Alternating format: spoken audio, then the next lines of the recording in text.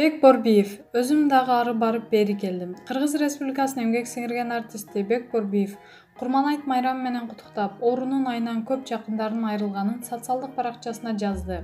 Арапа күнүңөр менен. Курманайт тирүүлөрдүн, тирүүлүктүн майрамы экен, оорубагыла достор. Бул илдеттен көп жакындардан айрылдык. Бир айдын ичинде эле бир тууган таекем, бир тууган бөлөмдөн, анын аялы жеңебизден айрылып олтуруп калдык. Өзүм дагы ары барып бери келдим. Азыр жакшы, шүгүрмүн. Жашоо улана берет экен.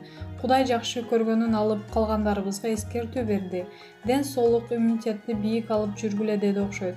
Көбүрөөк көчөгө, тоого чыгалы, үйдө олтура бербей сыртка чыгып кара жумуш кылалы, иштейли, кыймылдайлы. Албетте мунун баары ден соолук деп жазды ырчы. Ырчынын күйөрмандары ага ден соолук каалашууда. Маалымат булагы Заман Чекит KG. Куудул Тынар Курбаналиев. Шайлоодо мурдагы депутаттар кайра келсе Россиянын жарандыгын алам. Куудул Тынар Курбаналиев шайлоодо мурдагы депутаттар кайра шайланса, башка өлкөнүн жарандыгын алып көчүп кете турганын айтты. Бул тууралуу анын социалдык тармактагы баракчасына шилтеме берип, Барометр билдирет. Шайлоодо баягы эле депутаттар кайра келип, өзгөрүү болбосо, Россиянын жарандыгын алып ошол жака кетем. Булар келечекти жок кылат деп жазган ал. Белгилей кетсек, Кыргыз Республикасынын жаңы чыгарылыштагы Жогорку Кеңештин депутаттарын шайлоо 2020 жылдын 4-октябрына белгиленген. Маалымат булагы Барометр Чекит KG.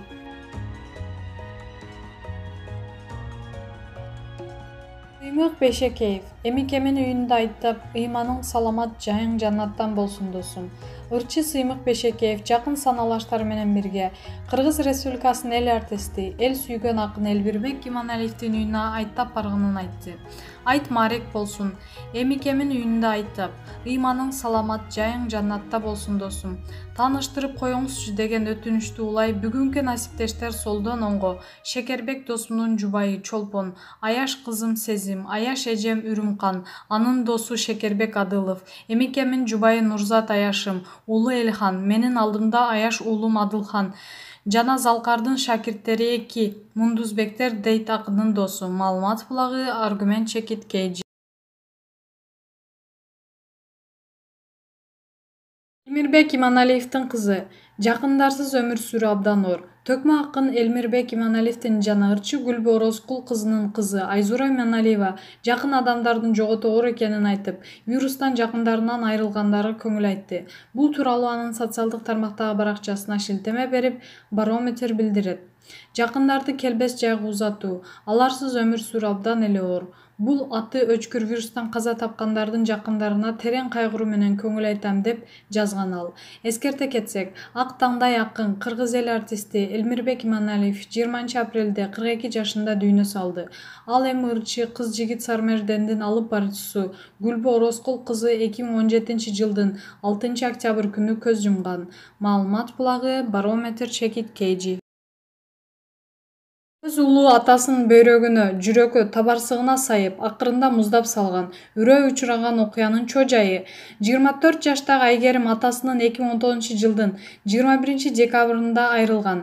57 жаштагы Кененбаев Шейшенбек өз баласынын колунан ажал тапкан. Адамдын үрөйүн учура турган кылмыш иши азыр тергөөдө. Анын атама болгон кеги кичине кезинен эле ойгонгон. Биз Таластын Кара Бура районунда болобуз. Эки агам, иним жана сиңдим бар. Бала кезим бактылуу жетишкен жашоодо өттү. Атам устачылык менен алектенчү, тынч жашообузга бүлүк салган адам атамдын биринчи никесинен төрөлгөн өз уулу. Апама чейин атам ошол эле аялдан аял алып ажырашкан экен. Ал аялы менен ажырашып атканда ортодо уулу 6 жашта экен. Атам баланы мен алып калып тарбиялайм десе, аялы болбой алып кетип, төркүнүнө таштап өзү шаарга кетип калыптыр. Ошентип ата бала бир айылда, бирок бири-бирине жат болуп жашап калышат. Жат болуп эле тим болбостон апасы туугандары кайратышып, тук батып, ал баланы атама болгон кеги кичинесинде эле ойгонгон. Бир айылда болгондон кийин бир мектепке билим алдык да, ошондо ал менен байкелериме атаңарды өлтүрөм, айтып баргыла дей берчү. Атам уулунан кийин деген үйгө ээрчитип келип, биз менен тааныштырып, бооруна тартканга аракет кылды. Убактылуу жакшы мамиле жасап, жибип калат да кайра эле кекенип баштайт. Айтор табиясы, чөйрөсү начар болуп чоңойду. Атам баламды убагында өзүм алып калганда башкача болот болот эле. Тарбиясы орунду болуп, бир үйдө силер менен чоңойбойт беле деген өкүнүч менен жашады. Достору менен келип агамдын 14 жерине бычак сайып кетишкен. Кийин биз эс тартканда шаарга көчүп келдик. Тирикчилигибиз жакшы эле болчу. Баласы келип, мага эмне кылып койдуң эле деп урушуп чыгара бергенинен апам экөө кеңешип өзүбүз жашап аткан үйдү сатып, жарым акчасына жер тилке алып 2 кабат үй салып берди. Ал үйдү атам пайдубалынан баштап шыбагына чейин өзү бүтүрдү. Ошол кезде атам чака менен ылай ташып жүргөндө баласы салынып аткан үйдүн ичинде уктап жаткан күндөрү болгон. Үй бүткөндөн кийин деле ыраазы болбой атама "Сага баары бир ичим жылбайт" деген экен. Ичи жылбаса деле өз оокатын кылып калса жакшы эмеспи? Байма-бай атама чалынып сөккө жете турган уу сөздөрдү агытып, моралдык жактан кысымга алып турчу. Түбүңө жетем деген сөздү көп айтчу эле. Атам ага деле карабай үйгө чакырып, "Уулум, бир туугандардын улуусу сенсиң. Биздин көзүбүз өтсө баш көз болуп, ордубузду басасың" деп жакшы мамилесинен жазган жок. Көп өтпөй үй бүлөбүздү кырсык басты. 2016-жылы өзүмдүн улуу агамды алдап кафеге чакырыптыр. Достору менен барган экен. Тамактанып түшкөндөн кийин жерге алып барып байкемдин 14 жерине бычак сайышыптыр.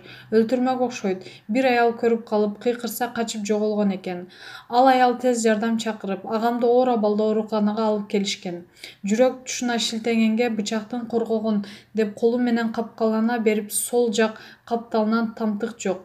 Эки бөйрөгүнө, табарсыгына бычак сайышкан. Бул кырсык баарыбыздын эсибизди оодарып кетти. 2-3 жыл узакка дарыланып атып байкем жакшы болду.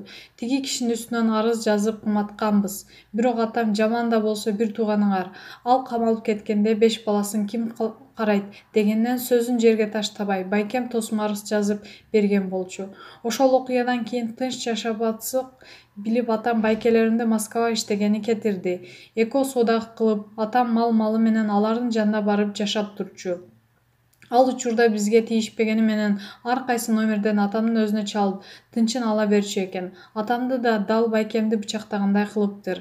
2010-жылдын 21-декабрь күнү атам менен сиңдим үйдө болчу. Мен апам иштегенге тиги цехке барып, кол кабыш кылайын деп кеткем. Түшкү саат 2-лерде атамдын телефонунан бир киши "Кимиси болосуңар" деп чалды. Кызы экенимди айтсам, "Ооруканага келгиле" деди. Жаман оюмда атамды унаа коюп кетип кырсыктаганбы деп ойлодум. Апам экөөбүз айткан дарекке жетип барсак өлүккана экен, ыйлап. Атамдын өлгөнү бир тең, анын кандай шартта каза тапканы бир тең болду биз үчүн. Соттук медициналык экспертизага кирдик. Дал байкемдин бычактагандай кылыптыр. Эки бөйрөгүнө, жүрөк тушуна, табарсыгына сайып, акырында муздап салган экен. Милиция атамдын сөөгүн шаардын көчөлөрүнүн биринен таапtır. Сөөгү табылган жерге барсак, көлчү кан болуп калыптыр. Тегерек чети таза. Муну ал жалгыз кыла алмак эмес. Дайыма өзүнө окшогон балдар менен топтошуп жүрчү. Ошолор менен биргеликте жасаганынан шегим жок.